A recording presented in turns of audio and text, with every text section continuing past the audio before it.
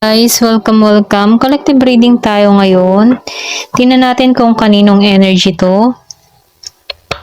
Be open-minded po, hindi po halos lahat makaka-resonate. Kaya piliin nyo na lamang. And thank you nga po pala sa mga nag-subscribe, lalo na sa mga bumabalik. Marami pong salamat. Give me the message.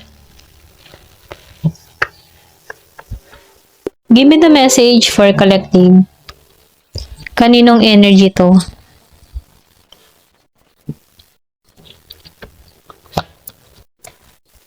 Give me the message for collective. Kaninong energy to?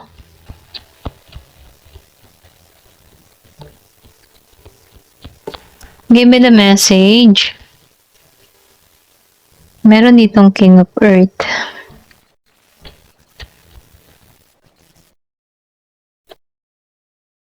The Tower. The High Priestess. Excuse me po. Give me the message for collective. Temperance. The Devil. Meron Devil.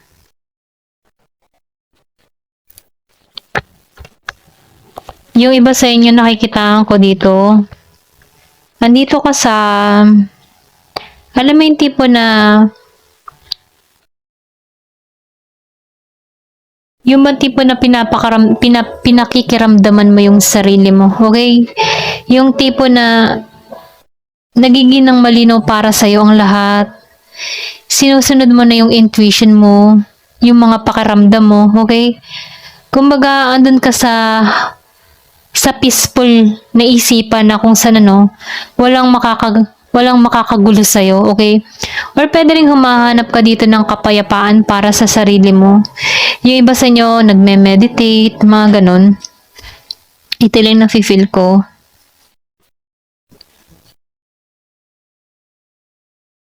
So, nakikitaan ko rin dito, nagkaroon ka dito ng talino. Nagkaroon ka dito ng inner wisdom. Kung bakit natatanggalan mo yung mga negative na vibes, negative na isipan. Kumbaga nagiging klaro ka sa gusto mong mangyari or maganap sa buhay mo. So meron kang hinihiling dito. Ito lang nafe-feel ko. Alam mo yung tipo na kaya mong sumabay sa agos ng tubig. Kapag malakas ang alon, sumasabay ka lang. Pag panatag ka lang. Kumbaga sa na-experience mo sa buhay, parang na-master mo na kung paano ka sasabay sa agos. Ito lang nafe-feel ko, Maybe ikaw yung tipo ng tao na marami ka ng kinaharap na pagsubok sa buhay. Kaya hindi ka na basta-basta mapapasuko, okay? Lalo na sa mga pagsubok na nagaganap sa buhay mo. Kasi nakikitaan ko dito murang edad na marami ka ng kinaharap na pagsubok sa buhay. Ito lang yung nafe-feel ko. So nakikitaan ko rin dito, yung iba sa inyo, ginising dito or pwede rin sabihin na meron kang tinanggal dito or meron kang inalisan dito, okay? Na kung saan mahirap yung sitwasyon, ang bigat-bigat ng sitwasyon, ito lang nafe-feel ko. So, yung iba naman sa inyo nakikitaan ko dito na marami kang natutunan, meron ditong taong gano'n na marami na siyang natutunan sa experience na to. Sinusunod niya dito yung kanyang intuition, sinusunod niya dito yung vision niya para sa sarili niya dito.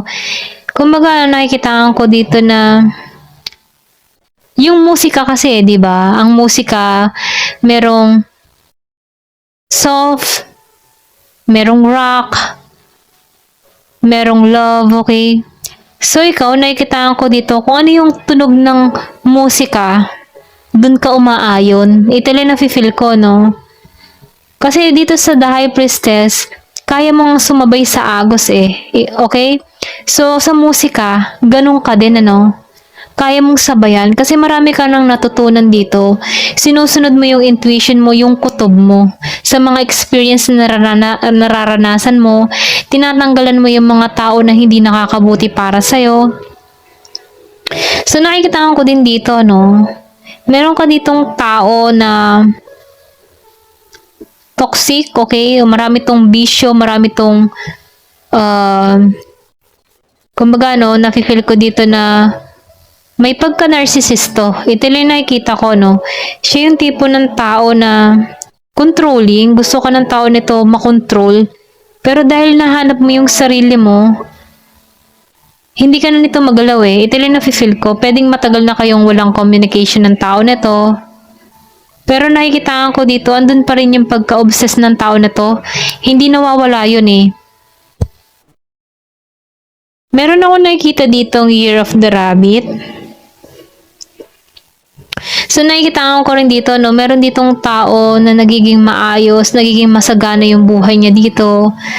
Komportable siya, independent siya dito, okay? Nalampasan niya yung mga pagsubok na kinaharap niya dito. So nakikita ko rin dito na meron ditong bagong simula sa'yo. Nakikita ko dito yung talino mo. Ito lang na-feel ko. Kasi nakikita ko dito na naalisan mo to eh. Yung mahirap na sitwasyon, nahanapan mo to ng paraan para maalisan to. Nagkaroon ka ng balance sa sarili mo before hindi mo makita eh. Pwede rin sabihin na ikaw yung tipo ng tao before na kumahabol ka sa tao mo dito kahit kitang-kita mo na yung mga pagkakamali ng tao nito, andyan ka pa rin. Pero dahil may pagbabagong nangyari sa'yo or naganap sa'yo, dahil may paggising na nangyari dito, nakita mo yung halaga mo, okay? Kaya ikaw nakikita ko dito nagmo-moving on ka or pwede rin sabihin nagmo-moving forward ka para sa sarili mo. Kasi nakita mo na yung sarili mo eh. Nakita mo or naibalik mo na yung sarili mo. Kumbaga nakikita ko rin dito na nakukontento ka kung ano yung nare-receive mo na blessing. Hindi ka na nagiging mapaghangad. Kumbaga pinapalaya mo na yung sarili mo sa mga masasakit na karanasan or experience. Okay? The Empress. So, nafe-feel ko dito na meron ka ditong tao na hindi pa rin makaget over sa'yo, okay? Kasi nakikitaan ka ng tao na to na passion. So, nagkaroon kayo ng conflict ng tao nito, away o gulo. Nagkaroon dito ng betrayal, okay? Minahal mo to, pero sinaksa ka nito. Ito lang yung nafe-feel ko, no? Kumbaga, minahal ka ng tao nito, pero binitray ka ng tao na to, okay? Pwede rin sabihin meron tong kasinungalingan, nilihim sa'yo, pero minahal mo to. Ito lang yung nakikita ko. Pero ganun pa man ano, nagising ka dito, nagkaroon ka dito ng kaliwanagan, nagkaroon ka ng realization, tinungo mo yung liwanag dito. So nafe-feel ko dito meron kang hinihiling, meron kang minamanifest, yung iba sa inyo practical na tao. Nakikita ko din na family oriented, okay? Mahalaga sa'yo ang pamilya. Mahalaga sa iyo ang magandang samahan, okay? Kumbaga, no, nakikitaan ko dito na meron kang hinihiling, andun yung faith mo, marami kang pagsubok na kinaharap, pero patuloy pa rin ang buhay. Ito lang yung nakikita ko. Kumbaga, no, hindi naging madali sa iyo yung takbo ng buhay. Kahit may marami kang mga pagsubok na kinakaharap dito, patuloy pa rin ang buhay. Meron ditong Year of the Dog. Give me the message.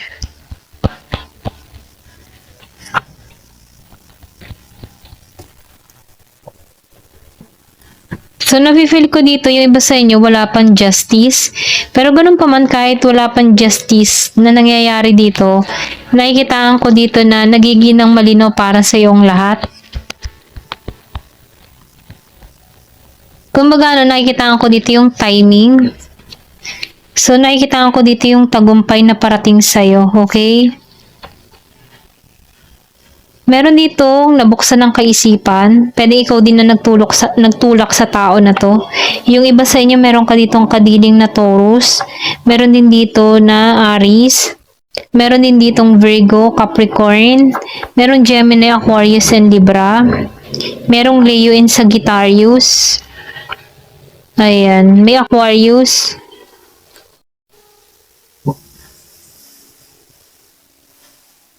So, malakas ang air sign, earth sign, and fire sign.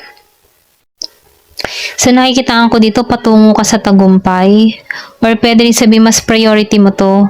Kasi andun ka sa peace of mind mo eh. Ayaw mo magkaroon ng distraction. Hanggat maaari, mas nakapokus ka sa sarili mo. Sa sarili mong paglago, okay? So, tingnan natin dito sa card na to.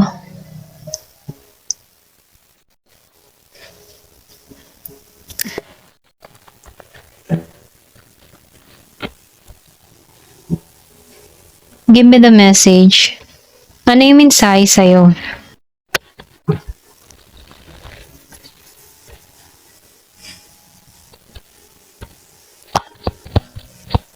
Nakikitaan ko dito na fulfilled mo.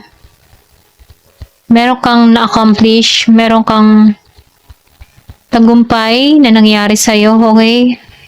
Kumbaga, kontento ka kung anong meron ka. Hindi ka na naghahangad ng kung ano pa man. So, nafe-feel ko dito yung pagiging mong malaya sa sitwasyon. Ito lang yung nakikita ko. So, nakikita ko rin dito, no, independent kang tao. Kumbaga, kaya mong i-handle yung sitwasyon kahit nag-iisa ka.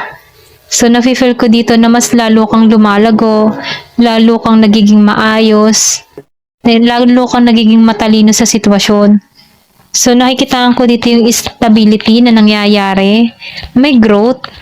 So, nafe-feel ko dito secure ka din sa nararamdaman mo. Hindi ka basta-basta madaling mapaibig, okay?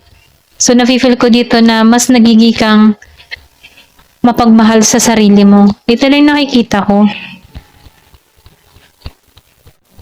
Yung iba sa inyo, nakikitaan ko dito maraming nakakapuna sa'yo. Maraming humahanga sa'yo dahil nalampasan mo yung pagsubok na kinakaharap mo.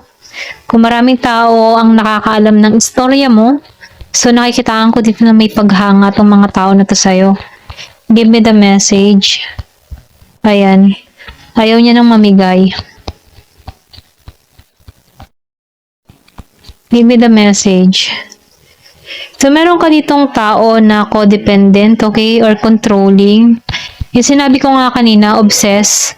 Obsessed tong tao na to. So, meron tong addiction, okay? Kumbaga, nakikitaan ko dito na hindi niya kayang pakawalan yung mga ugaling ganun. So, nafe-feel ko dito na nalaman mo to, okay? Nagkaroon ka ng kaliwanagan dito. Merong pagbabago na nangyari sa'yo. Kumbaga, nakikitaan ko dito na naghihiling ka. So, nakikitaan ko dito yung time. So, sabihin natin na kailangan mo ng oras. Or pwede rin sabihin, mahabang oras ang ginugol mo para maitayo mo muli yung sarili mo. Okay? Give me the message. Kumbaga, sobra yung healing na ginawa mo sa sarili mo. At naitayo mo yung sarili mo. So, nafe-feel ko dito na marami kang realization, marami kang natutunan. Give me the message. So, sinusunod mo na dito yung gabay mo. Nagiging kang patient sa sitwasyon, okay? So, meron ditong happiness na parating sa'yo. So, meron ka ditong expansion, paglago na mangyayari. So, nakikita ko rin dito na meron ditong tao papasok sa buhay mo. Yung iba sa inyo, so, nakikita ko rin dito, no? Merong involved na third party sa naganap sa inyo ng tao mo, okay? So, meron ditong tumukso. Kumbaga, no, pwede rin sabihin na karelasyon pa rin tong tao nito, pero dahil meron ditong tao na nanukso, kasi meron siyang addiction, pwedeng meron ka ditong tao na addict sa sex, okay? Kahit may karelasyon at malayo kayo sa bawat isa, hindi na ito makontrol yung sarili niya. Ito lang nakikita ko. So, may pagkaano siya, mahilig, ganyan.